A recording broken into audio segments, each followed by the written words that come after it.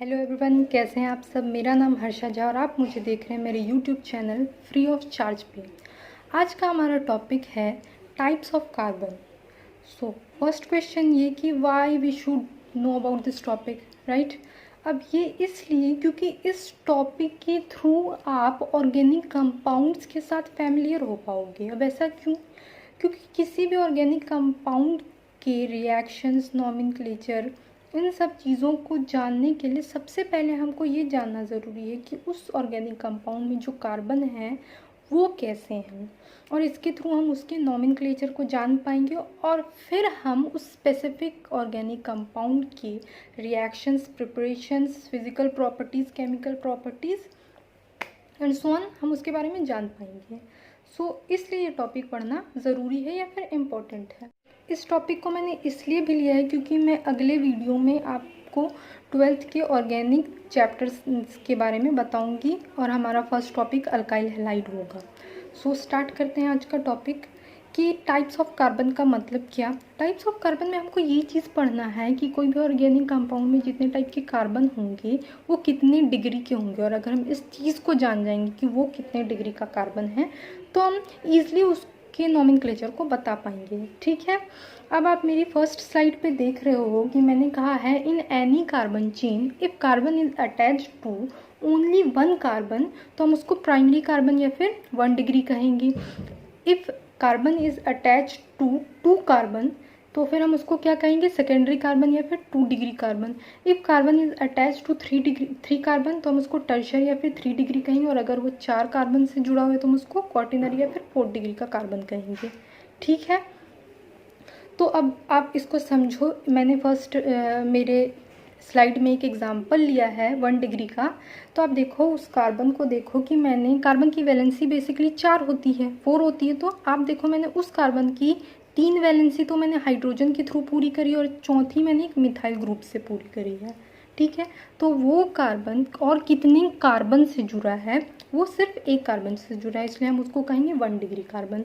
2 degree carbon में आप देखो कि मैंने उस कार्बन की 2 वैलेंसी तो मैंने हाइड्रोजन से पूरी कर दी और बाकी 2 वैलेंसी किससे पूरी हो रही है, तो वो और 2 कार्बन से जुड़ा है, इसलिए हम उसको 2 डिग्री कार्बन कहेंगे। अगर ये 3 कार्बन से जुड़ा हुआ है जो कि तीसरे में 3 डिग्री कार्बन और एक वैलेंसी उसकी मैंने एक हाइड्रोजन से पूरी करी है, इसलिए मैं उसको 3 डिग्री कार्बन कहूँगी। और अगर वो वैलेंसी चारों की चारों कार्बन से है, वहाँ पे आप देखो 4 डिग्री कार्बन में एक भी हाइड्रोजन नहीं है, उस कार्बन की चारों वैलेंसी 4 मिथाइल ग्रुप से है, तो इसलिए हम उसको 4 डिग्री कार्बन या फिर क्वार्टनरी कार्बन कहेंगे। अब ये तो मैंने स्पेसिफिक कंपाउंड्स को लेकर अच्छे से आपको समझा दिया कि 1 डिग्री, 2 डिग्री, 3 डिग्री या फिर 4 डिग्री कार्बन कैसे कहेंगे।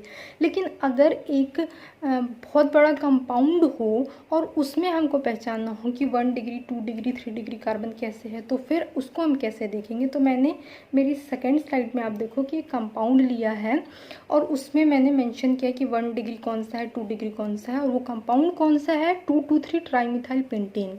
अच्छा, नॉमेनक्लेचर करना भी बहुत ज़्यादा ज़रूरी होता है किसी भी कंपाउंड को। तो अगर आपको नॉमेनक्लेचर में कोई प्रॉब्लम है तो आप मुझे कमेंट बॉक्स में बताइए, तो मैं उसके लिए एक स्पेसिफिक वीडियो अलग से बना दूंगी ताकि आपको समझ आ जाए। इसका पहले हम नॉमेनक्लेचर कर लेते हैं, उसके बाद देखेंगे कि इसमें 1, 2, 3 डिग्री कैसे है। आप देखो, अगर मैं चेन की बात करूँ, स्ट्रेट चेन की, ब्रांच्ड की बात नहीं कर रही हूँ मैं, तो टोटल कितने कार्बन है यहाँ पे, 5 कार्बन है। अब हम स्टार्ट किधर से करें, ठीक है। तो आप देखो, अगर मैं लेफ्ट साइड से स्टार्ट करती हूँ तो सेकेंड कार्बन पे जो है 2 मिथाइल ग्रुप है, और अगर मैं राइट साइड से स्टार्ट करती हूँ तो सेकेंड कार्बन पे जो है 2 हाइड्रोजन ग्रुप है। हमको नॉमेनक्लेचर के रूल से ये बात पता है कि जिस कार्बन में ब्रांच हो हम उसको मिनिमम नंबर देंगे, उसकी पोजीशन जो है वो मिनिमम नंबर की होगी। तो अगर हम लेफ्ट साइड से स्टार्ट करते हैं तो सेकेंड नंबर के कार्बन पे 2 मिथाइल ग्रुप है, मतलब 2 ब्रांच हैं, तो वो उसको कितना नंबर मिलेगा, 2 नंबर। और अगर हम राइट साइड से स्टार्ट करते हैं तो फिर उस ब्रांच वाले कार्बन को 4 नंबर मिलेगा। तो हम इसलिए लेफ्ट साइड से स्टार्ट करेंगे। तो अब आप देखो टोटल कार्बन अपने पास कितने हैं स्ट्रेट चेन में, 5, इसलिए पेंटेन। आप देखो सेकेंड नंबर पे कार्बन पे जो है 2 मिथाइल ग्रुप है, इसलिए 2 इसकी दो मिथाइल है और उसकी पोजीशन क्या है 2 और तीसरे पे एक और मिथाइल ग्रुप है तो उसकी पोजीशन क्या है 3, इसलिए 3। और टोटल कितने मिथाइल ग्रुप हैं ब्रांच में 3, इसलिए हम क्या यूज़ कर रहे हैं ट्राई। और कौन सा ग्रुप है मिथाइल ग्रुप है, इसलिए मिथाइल। तो ऐसे हम उसका नोमेनक्लेचर करते हैं, तो ऐसे इसका नाम हुआ 2,2,3 ट्राई मिथाइल पेंटेन। अब समझते हैं इसमें 1 डिग्री 2 डिग्री कैसे है।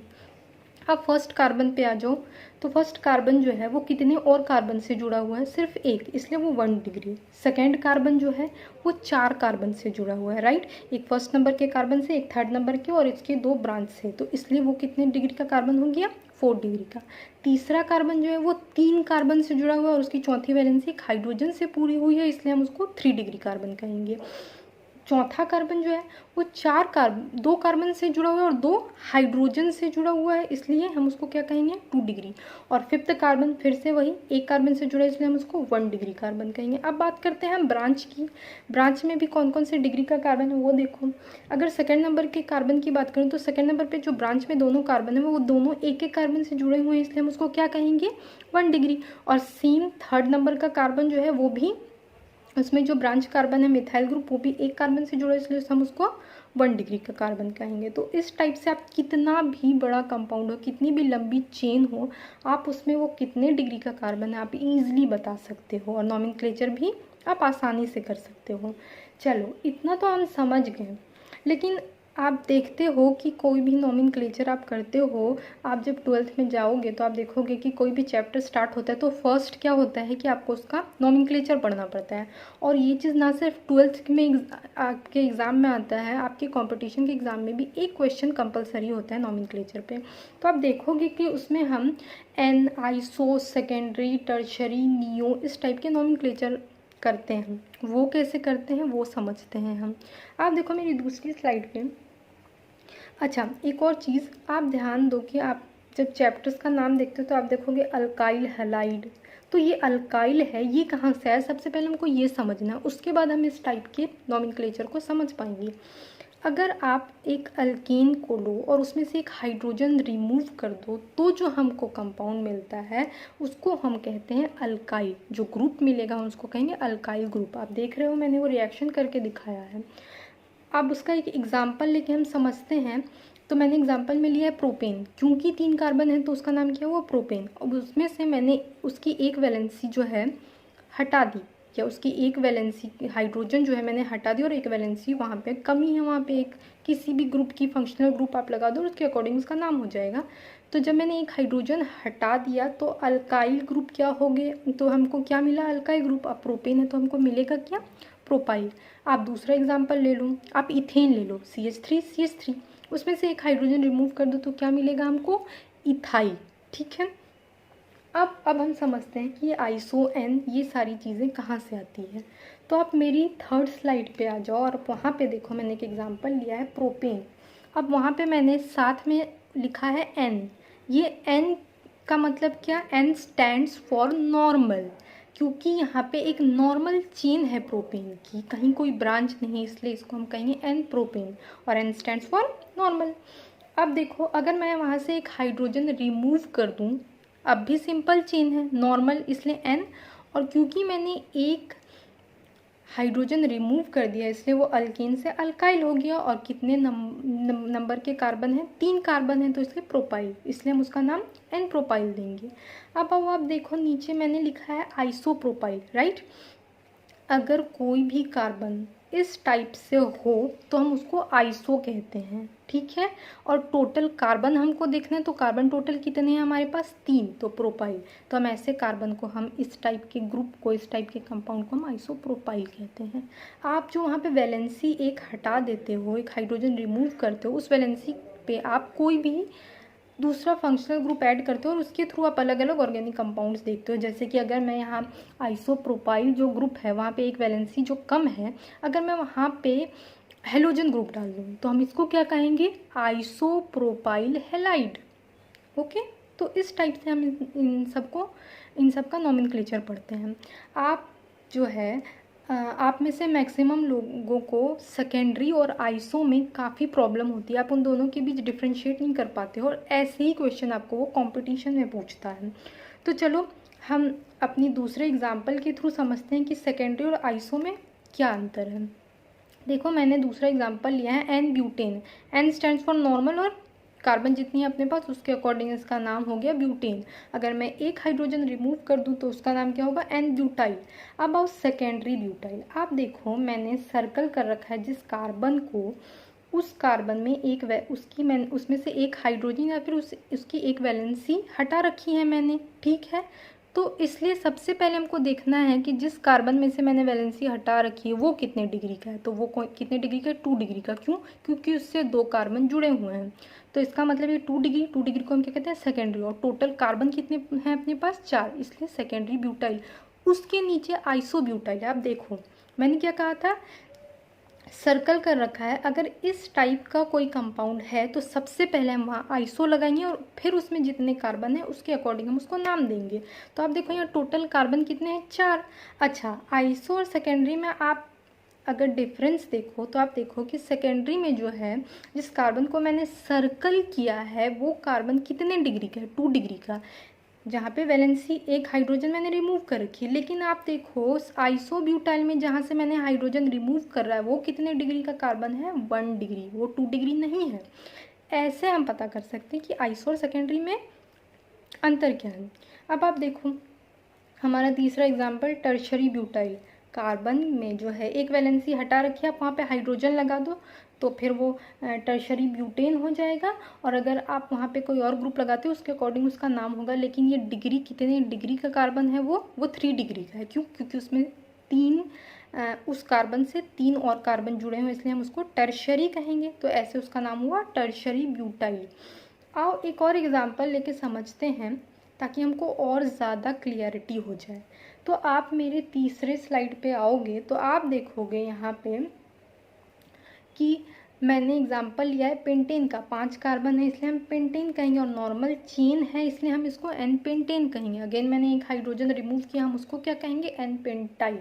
अब आप देखो आइसो और सेकेंडरी में आप इजीली डिफ्रेंशिएट कर पा रहे हो। देखो ज़रा आइसो में जो है मैंने जहाँ पे एक हाइड्रोजन रिमूव कर रहा है वो कितने डिग्री का कार्बन है, वो है आपके 1 डिग्री का कार्बन। और टाइप जो है वो आइसो टाइप है, इसलिए हम इसको क्या कहेंगे, आइसो पेंटाइल। लेकिन अगर आप सेकेंडरी पेंटाइल देख रहे हो तो वहाँ पे आप देखोगे कि जो कार्बन है जहाँ पे वैलेंसी कम है, जहाँ पे एक हाइड्रोजन कम है, वो कितने डिग्री का कार्बन है, वो है आपके 2 डिग्री का कार्बन। क्यों, क्योंकि वो कार्बन 2 और कार्बन से जुड़ा हुआ है। टोटल कार्बन कितने हैं अपने पास, 5, इसलिए हम उसको क्या कहेंगे, सेकेंडरी पेंटाइल। थर्ड पे आओ, आप देखो कितने कार्बन से जुड़ा हुआ है, जिस कार्बन को मैंने सर्कल किया है 3 और कार्बन से, राइट। उसके अलावा वो कार्बन कितने कार्बन से जुड़े हैं वो हम